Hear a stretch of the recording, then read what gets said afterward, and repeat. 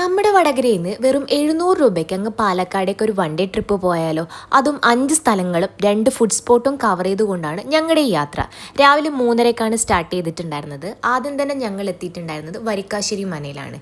രാവിലെ തന്നെ എത്തിയത് കൊണ്ട് തന്നെ വലിയ തിരക്കോ കാര്യങ്ങളോ ഒന്നും ഉണ്ടായിരുന്നില്ല. തൊട്ടടുത്തുള്ള ടൗണിൽ നിന്ന് ബ്രേക്ക്ഫാസ്റ്റും കഴിച്ചാണ് ഇങ്ങോട്ടേക്ക് വന്നത്.